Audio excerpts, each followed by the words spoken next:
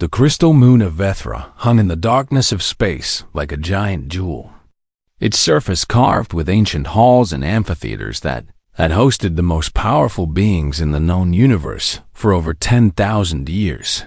Inside the largest of these halls, 12 elder races had gathered for what they called the Centennial Assessment, a tradition that had begun long before most species in the galaxy had learned to walk upright. Ambassador Vorath of the Corvani stood at the center of the viewing platform, his massive form casting shadows across the polished floor, and his natural armor gleamed under the soft light of 100 floating crystals that illuminated the chamber.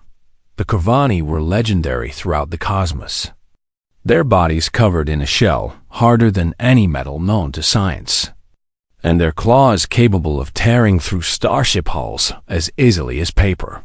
Beside him floated High Sentinel Miraveth of the Lumineth, a being made entirely of living light, her form shifting through colors that had no names in any language.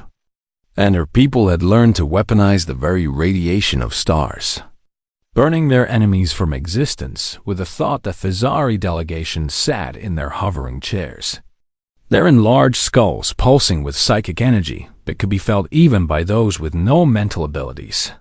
And their mind speaker Kolvathan had once crushed an entire mountain simply by willing it to crumble. Grand Admiral Yesen of the Hegemony of Scales coiled her serpentine body around her designated seating area, her scales reflecting the light in hypnotic patterns. And her kind had conquered 3 galaxies through pure military genius and physical power that made most species seem like insects. Elder Seraph Quillanthros did not truly sit anywhere because his species had transcended physical bodies millions of years ago. But his presence filled a corner of the room like a weight on reality itself, and when he spoke, even the mightiest warriors in the chamber felt small. These were the champions of the Galactic Coalition, the greatest heroes the universe had ever produced. Beings who had fought in wars that spanned centuries, who had defeated threats that would have ended reality itself, and who had earned their places through deeds that lesser species told as legends. Today they had gathered to evaluate a new species for potential membership in their ancient organization, a task they had performed hundreds of times before, and a task that had always ended the same way: rejection, because no species in 10,000 years had ever proven worthy of standing among them. Ambassador Vorath activated the viewing sphere with a gesture that showed his complete lack of interest in the proceedings, and the crystalline device hummed to life, projecting a 3-dimensional image of a small blue planet orbiting an unremarkable yellow star in an unremarkable corner of an unremarkable galaxy. The humans of Earth, Vorath announced, his mandibles clicking in a pattern that indicated boredom to those who knew his species. They are a young race, barely having achieved space travel within their own solar system, and they have requested observation for potential future membership. High Sentinel Miraveth dimmed slightly, which was her species' equivalent of a dismissive shrug. And she had seen hundreds of such species come before the council, all of them hoping to join the elite, all of them failing to impress. What do we know of their physical capabilities? Grand Admiral Yesen asked, though her tone made clear she expected nothing impressive from the answer. Vorath consulted the data streaming through his neural implant and let out a sound that might have been a laugh among his people. They are soft-bodied creatures with no natural armor, no claws worth mentioning, and no venomous capabilities, he reported. Their average lifespan is less than a single century. They cannot survive in vacuum without extensive artificial protection, and they possess no psychic abilities whatsoever. Mind speaker Kolvathan's massive head tilted in confusion, and his telepathic voice echoed through the minds of everyone present. Then why are we wasting our time with this evaluation? He asked. We have rejected species far more impressive than what you describe. Protocol requires us to observe any species that formally requests assessment, Vorath replied. and the humans were quite insistent in their request, almost to the point of rudeness. A ripple of amusement passed through the assembled champions because the idea of such a weak species being demanding was entertaining in its absurdity. Very well. Elder Seraph Quillanthros spoke, his voice seeming to come from everywhere and nowhere at once. Let us complete this formality so we may move on to more important matters. Show us these humans. Vorath adjusted the viewing sphere, and the image zoomed in from the blue planet to a specific location on its surface. A large complex of buildings surrounded by open terrain that had been deliberately stripped of vegetation. This appears to be one of their military training facilities, Vorath explained. I thought it would be most efficient to observe their warriors directly, as that will give us the clearest picture of their capabilities. The champions leaned forward with mild curiosity, expecting to see something primitive and unimpressive. Perhaps creatures throwing rocks at each other or engaging in simple combat with basic weapons. Instead, the sphere showed rows of young humans standing in precise formation, while older humans walked among them, screaming at them with such intensity that their faces turned red and veins bulged in their necks. Are they being attacked? Miraveth asked, her form flickering with confusion. No, Vorath replied slowly, his mandibles freezing mid-click as he studied the data more carefully. The ones screaming are their own trainers, their own people. The champions watched in growing bewilderment as the screaming humans forced the younger ones to drop to the ground and push their bodies up and down, repeatedly until their arms shook and sweat poured from their skin. Then, they made them run and run until some of them vomited from the exertion. And then they were ordered to run more. I do not understand, Grand Admiral Yessen said, her scales shifting to a pattern that indicated deep confusion. Are these criminals being punished for some offense? Vorath checked the data 3 times before answering, because he could not believe what he was reading. No, he said, his voice now carrying a strange quality none of the other champions had ever heard from him before. These are volunteers. They chose this. They actually competed for the right to be here. The chamber fell silent, and for the first time in a very long time, the universe's greatest heroes found themselves paying very close attention to what they were seeing.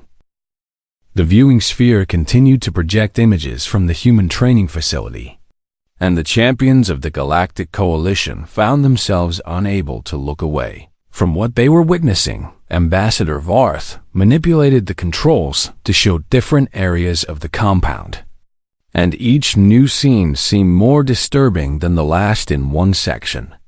Humans crawled through mud underneath barriers of sharp wire that cut their skin when they rose too high, leaving trails of blood behind them as they struggled forward while their trainers stood above them, shouting words of criticism and challenge. They are injuring their own soldiers, High Sentinel Miravith observed, her light form pulsing with colors that indicated distress among her people. This makes no tactical sense at all. In another area, humans ran through what appeared to be an obstacle course designed by someone who hated them, climbing walls that scraped their hands raw, swinging across gaps that dropped them into cold water when they failed, and crawling through tubes so small that they could barely fit. Some of the humans were crying as they pushed through, tears mixing with sweat and mud on their faces. But they did not stop. They never stopped. Grand Admiral Yessen uncoiled slightly, her massive body shifting as she tried to understand what she was seeing through the lens of her military experience in the hegemony. We train our soldiers through simulation and genetic optimization, she said. We would never damage our own troops before they even see combat. It would be a waste of resources. Mind Speaker Colvithan reached out with his psychic abilities, trying to touch the minds of the humans in the sphere to understand their emotional state. And what he found made him pull back, as if he had touched something hot. They are in agony, he reported, his telepathic voice carrying undertones of shock. physical and emotional pain beyond what most species would tolerate. And yet, beneath that pain, there is something else. Something I cannot quite identify. What do you mean? Elder Seraph Quillanthros asked. There is a fire in them, Colvithan tried to explain. A burning determination that grows stronger the more pain they experience. It is as if the suffering itself is feeding something inside them. Ambassador Varth shifted the view again. This time to an indoor facility where humans engaged in what the data identified as hand-to-hand combat training. The champions watched as pairs of humans grappled with each other, throwing each other to the ground with violent force, twisting limbs into positions that caused obvious pain, and choking each other until one of them tapped the ground in surrender. This is barbaric, Miraveth said. But her voice lacked conviction because she could not stop watching. Wait, Varth said. Studying the data stream, this is not their military. This is something called a martial arts school, and it is open to their general population, including their young. The sphere zoomed out to show the full facility, revealing that many of the participants were adolescents and even children, all of them willingly engaging in combat that left them bruised and battered. They trained their children to fight, Grand Admiral Yessen asked, her scales now displaying a pattern none of her aides had ever seen before, one that indicated deep unease. They trained their children to be thrown to the ground and to get back up, Vorith corrected. Over and over and over again, the view changed once more, this time showing something that the data identified as boxing. Two humans stood in a raised square platform surrounded by ropes, wearing minimal protection on their hands. And when a signal sounded, they began to hit each other in the face with their full strength. The champions watched in stunned silence as these humans deliberately struck each other in the skull, the most vulnerable part of their already fragile bodies, hard enough to send sweat and sometimes blood flying through the air. One human staggered from a particularly powerful blow, his legs wobbling beneath him, and the watching crowd of other humans rose to their feet with excitement rather than horror. They are cheering, Miraveth observed, her form now dimmed to almost nothing from the shock of what she was seeing. Their people are cheering for this violence against their own kind. The fight continued until one human fell to the ground unconscious, his brain having shut down from the repeated trauma, and the other human was declared the winner and celebrated as a hero. He damaged his own brain for entertainment, Mindspeaker Colvithan said, his telepathic voice barely a whisper, and they reward him for it. Ambassador Vorith found another scene, this one from what the data called a football game. Massive humans wearing minimal armor charged at each other at full speed, colliding with impacts that would shatter the bones of most species in the galaxy. And then they simply got up and did it again. The data indicates that many of these athletes suffer permanent damage to their bodies and minds, Vorith reported, reading the information with growing disbelief. They know this before they begin. They are told the risks, and they choose to participate anyway. Impossible, Grand Admiral Yessen declared.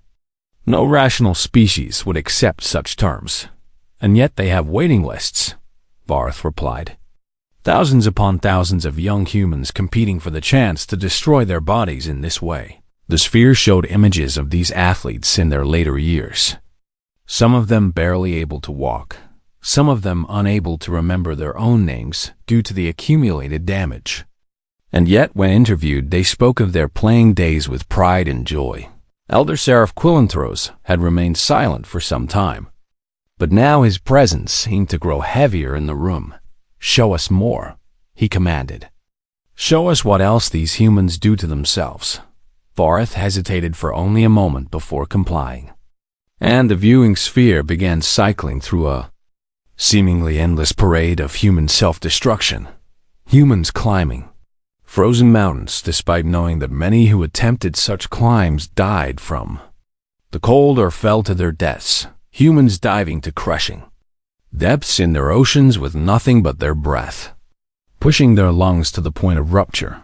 Humans riding massive waves of water that could smash them against rocks or hold them underwater until they drowned. Humans jumping from aircraft with only fabric sheets to slow their fall, sometimes in formations where the slightest mistake would kill them all. Humans racing vehicles at speeds their reflexes could barely handle, knowing that any error would result in fiery death. And through it all, the same pattern repeated. They knew the risks. They chose to face them anyway. And those who survived were celebrated as examples for others to follow. The chamber had grown completely quiet. The mightiest beings in the known universe sat in their seats and watched a species with no armor, no weapons, no special abilities, and no particular physical gifts deliberately seek out the most dangerous experiences their world could offer. And the worst part was that these humans were not soldiers or warriors or specially selected individuals. They were ordinary citizens doing this for what they called fun. Mind Speaker Colvithan tried once more to touch the minds of these humans. And this time he focused not on their pain but on that strange fire he had sensed earlier. What he found there would haunt him for centuries to come. It was hunger and endless, bottomless hunger to test themselves against any limit, to push beyond any boundary, to prove that their soft bodies and short lives could not contain the burning spirit within them. They are not satisfied with what they are, Colvithan announced to the silent chamber. They are trying to become something more, and they will break themselves 1,000 times over in the attempt. No one responded. There was nothing any of them could say. Ambassador Vorath had stopped reading the data streams, because nothing in his 2,000 years of experience had prepared him to understand what he was learning about humanity. The viewing sphere now displayed something the humans called Special Forces Selection, and the champions of the Galactic Coalition watched with a mixture of horror and fascination that none of them would have admitted to.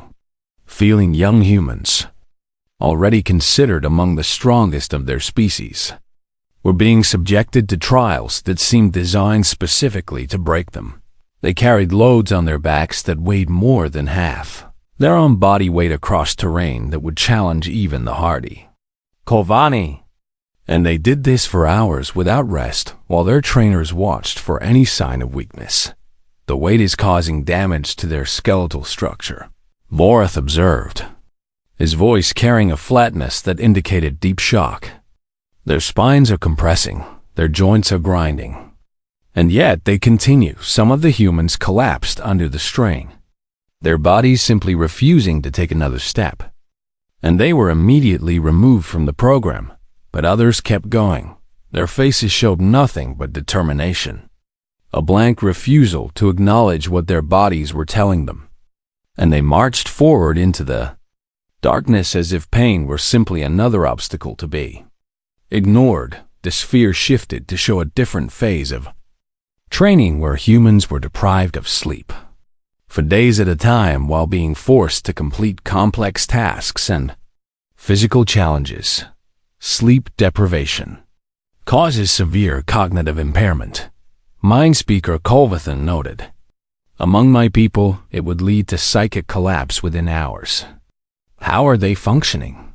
They watched as humans hallucinated from exhaustion, seeing things that were not there, speaking to people who did not exist, and yet somehow continuing to follow orders and complete their assigned missions. One human was shown carrying a wounded comrade for miles, despite having not slept in over 3 days. And when he finally reached the designated point, he collapsed and had to be revived by medical personnel. He passed the selection. He nearly killed himself to save someone who was not actually injured. Grand Admiral Yesin said slowly, "It was a test." And he did not know the wounded human was pretending. Would he have done anything differently if it were real? Elder Seraph Quillanthros asked. No one had an answer, but everyone in the chamber suspected they knew what it would be.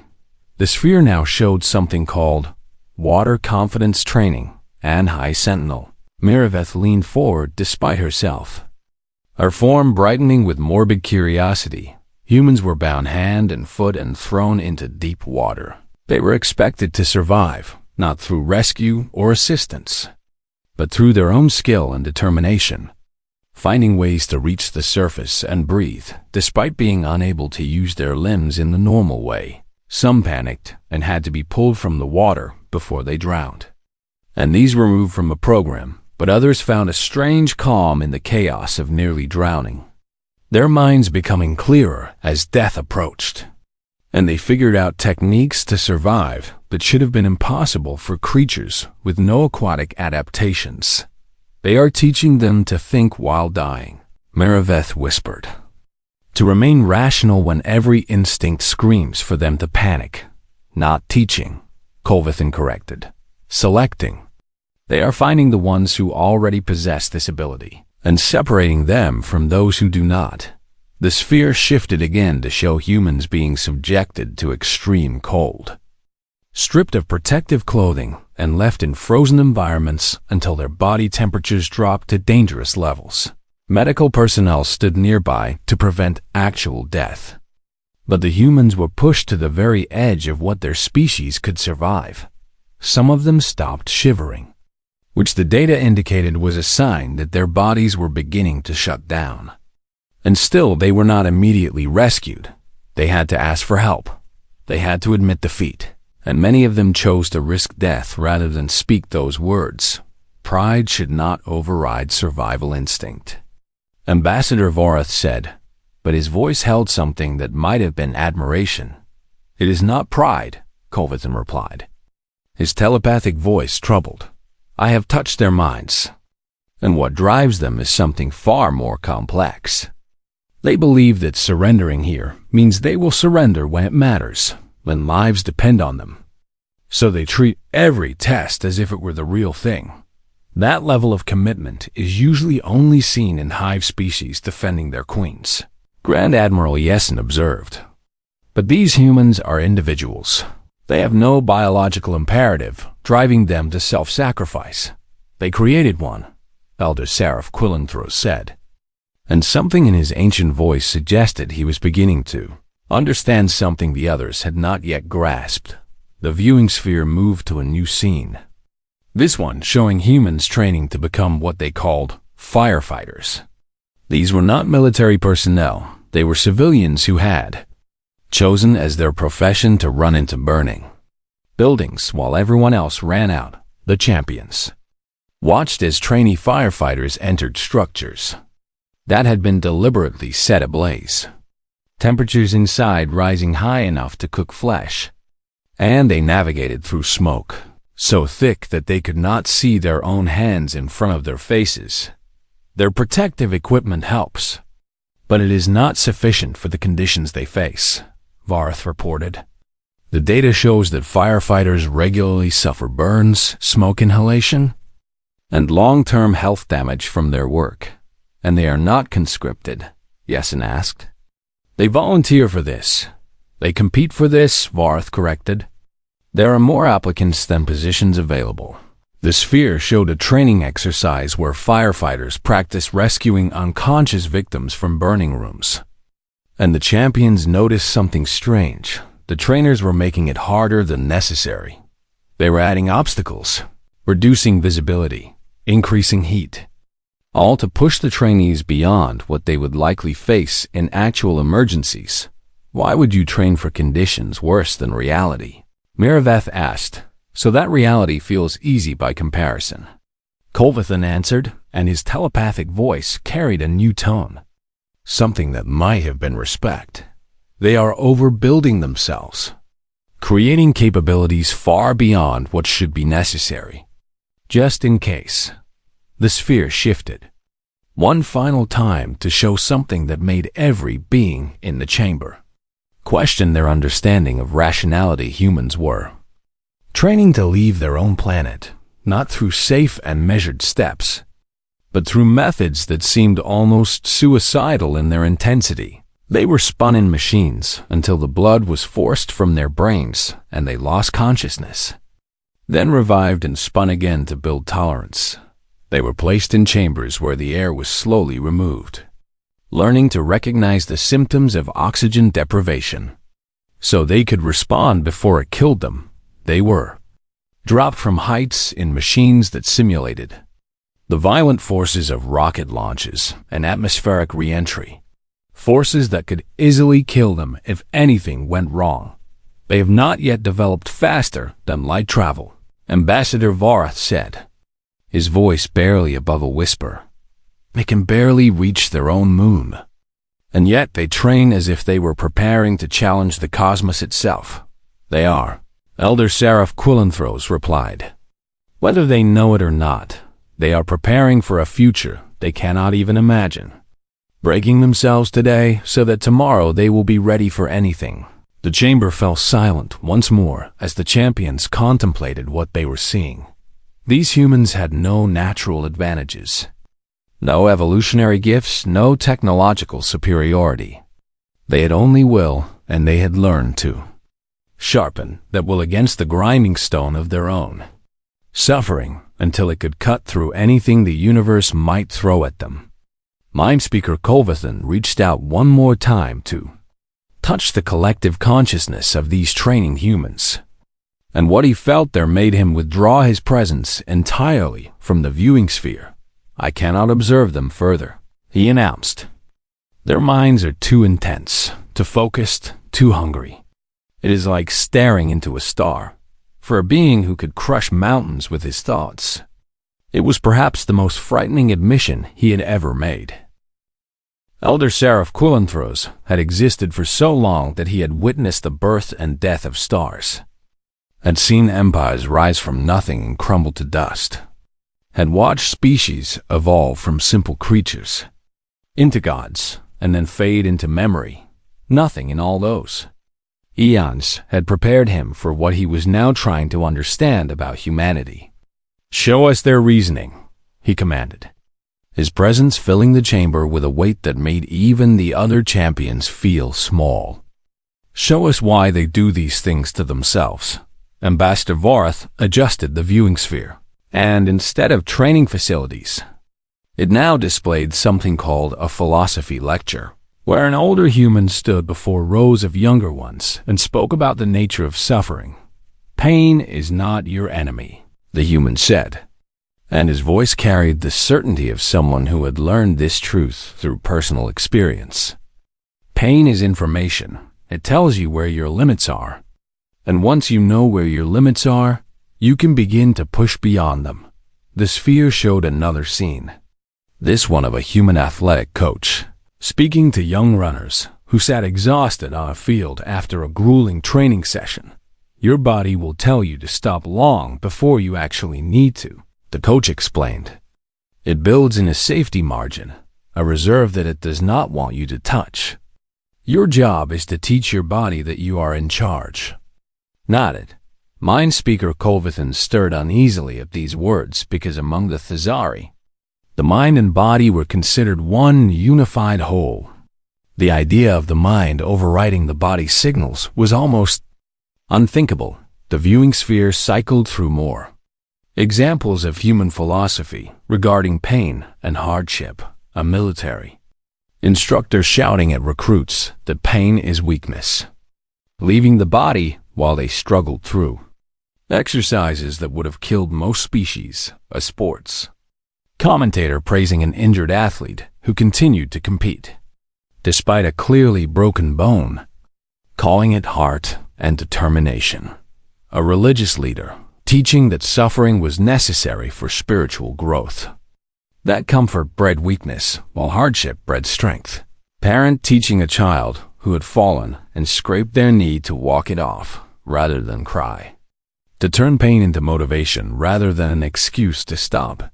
They have built their entire culture around this concept, Grand Admiral Yesen observed, their scales shifting through patterns of deep thought. Every aspect of their society reinforces the idea that suffering is to be embraced rather than avoided. The sphere showed human literature next, stories that the champions found deeply disturbing in their implications. Heroes who were defined not by their victories, but by how much they had endured before winning gods who demanded sacrifice, and trials from their followers, who sent hardship as a blessing rather than a curse, myths, where the greatest treasures could only be obtained through the greatest suffering, where the path to power always led through pain.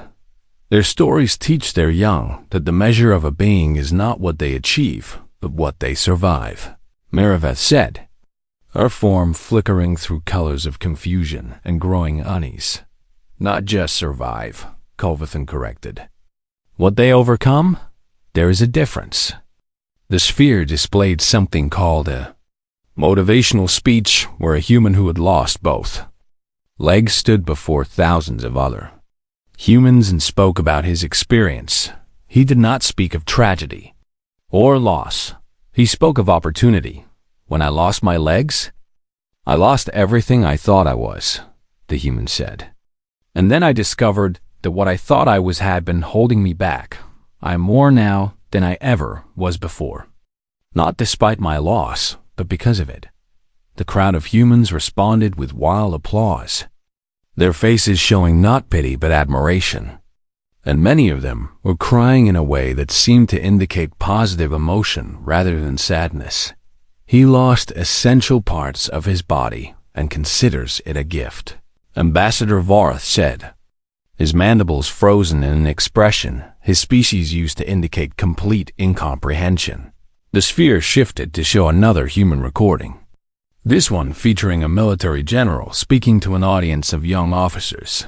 The body can endure almost anything, the general said, his voice carrying the weight of someone who had tested this truth personally.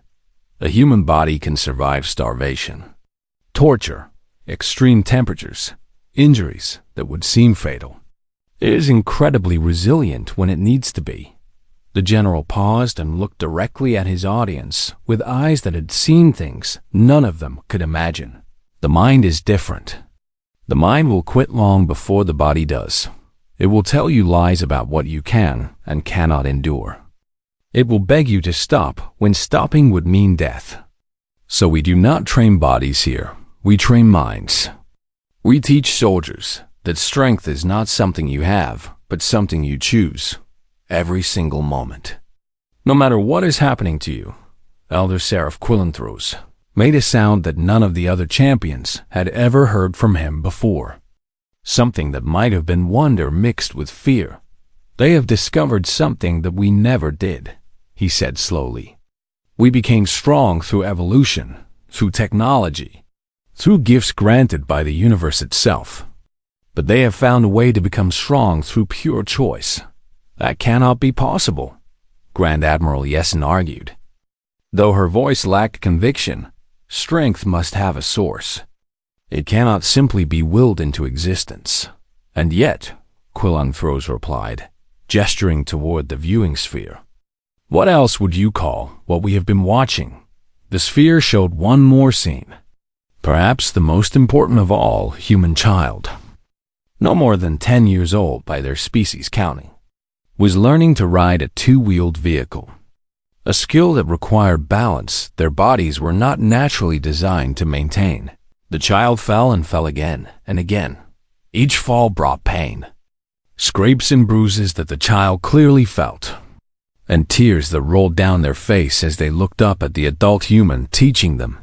Do you want to stop? The adult asked. No, the child replied, voice shaking but determined. I want to try again. And they did fall after fall after fall, until suddenly something clicked, and the child was riding, wobbly but moving. A look of pure triumph on their face that seemed to glow brighter than any lumineth.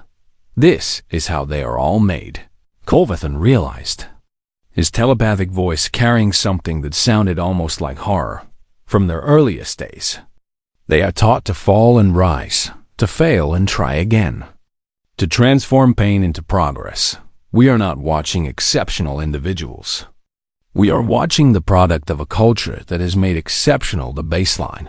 The viewing sphere went dark as the prepared observation material ended.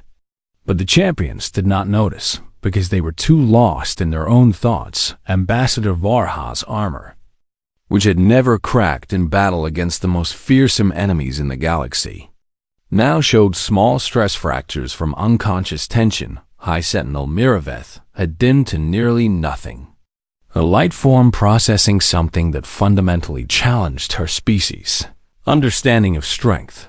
Grand Admiral Yesen had coiled tightly into a defensive posture, an instinct her people had not needed in millennia. Mindspeaker Kolvathan had withdrawn his psychic presence entirely, unwilling to touch any more human minds for fear of what he might feel there. And Elder Seraph Quilanthros, the Ancient One, the Wise One, the being who had seen everything the universe had to offer, sat in silence for a very long time before finally speaking. "I believe I understand now," he said. "They are not training to become warriors. They are not training to become heroes. They are not training to become anything that we would recognize." He paused, and when he continued, his voice carried weight that made the crystal walls of the chamber vibrate. "They are training to become whatever they need to be, whenever they need to be it. And they are using pain as the fire that burns away everything that might prevent them from achieving that transformation." No one argued with him. No one could. The Crystal Amphitheater of Vethra had hosted countless deliberations over its 10,000-year history, decisions that had shaped the fate of empires and determined the course of galactic civilization. None of those previous gatherings had felt like this. 1.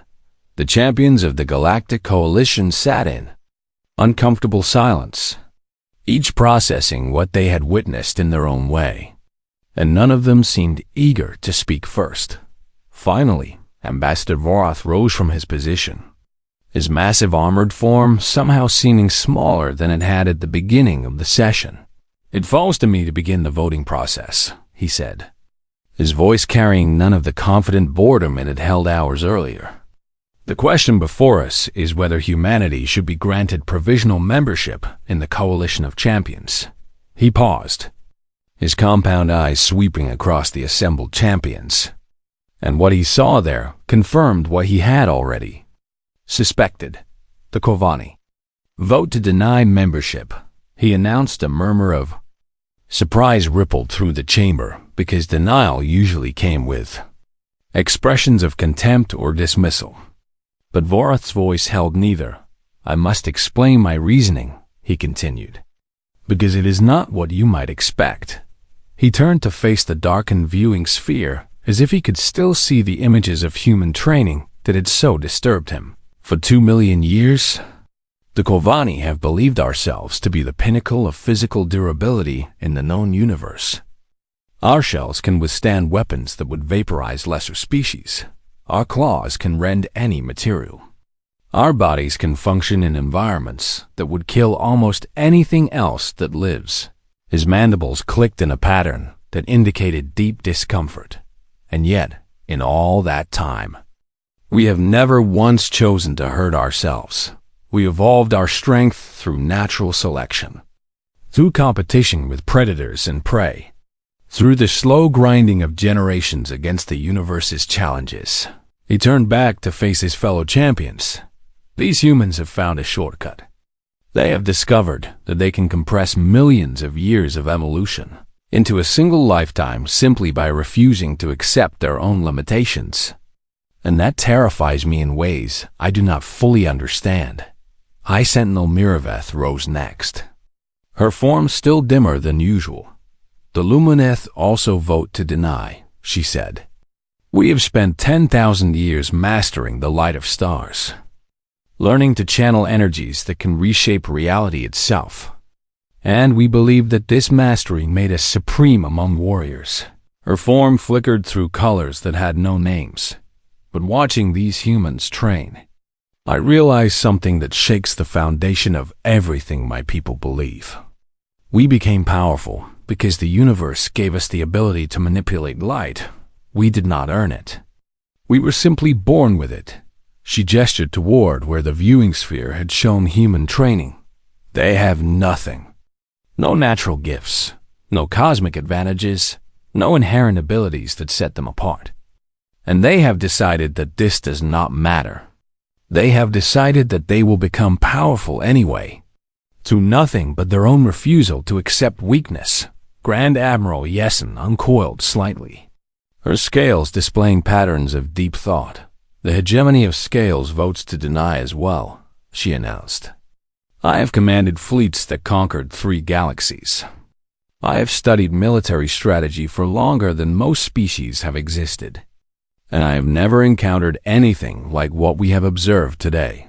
Her serpentine body shifted, and for the first time anyone could remember, she seemed uncertain. We train our soldiers by making them stronger. We enhance their genetics. We provide them with superior weapons and tactics. We do everything in our power to ensure that they enter battle with every possible advantage. She paused, her forked tongue testing the air as if seeking something she could not quite identify. These humans train by taking away advantages. They strip their soldiers of comfort, of safety, of rest, of everything that makes existence bearable. And they do this not as punishment but as preparation. Her voice dropped to something that might have been a whisper if her species could whisper. They are building something we have never seen before. Warriors who do not rely on advantages because they have been forged in environments where no advantages exist. And when they finally reach the stars with all the technology and resources that implies, they will be unstoppable. Mindspeaker Colvathan did not rise, but his telepathic voice filled the chamber. The Thazari vote to deny, he projected. And I must confess that my reasons are entirely selfish. I am afraid. The admission sent shockwaves through the assembly because the Thazari were known throughout the galaxy as beings of pure mental discipline who had conquered fear. Millennia ago, when I touched their minds, I felt something that should not exist, Colvathan continued. I felt minds that had been deliberately hardened through suffering, that had been tempered in fires of their own creation, that had learned to function at levels of pain and stress that would destroy any other species. His massive head turned toward the darkened sphere. We Thazari believe that mental strength is the supreme form of power, and we have cultivated it for eons through meditation and training and selective breeding. But these humans have found a faster way. They have discovered that the mind grows strongest when it is forced to overcome the body's most desperate protests. His telepathic voice carried an undertone of something that felt almost like respect. If they ever turn those minds toward conquest, toward war, toward any purpose that puts them in conflict with us, I do not believe we could stop them, not because they would be stronger than us in any measurable way, but because they would simply refuse to lose. Elder Seraph Quillanthros waited until the other votes had been cast before making his pronouncement. The Elder Council votes to deny, he said, his presence filling the chamber with the weight of ages. But I wish to add something to the record, something that I believe must be understood by all who review this decision in the future. His attention seemed to focus on something far beyond the chamber, perhaps on the small blue planet where even now humans continued their endless self-improvement through suffering. We have observed countless species in our history.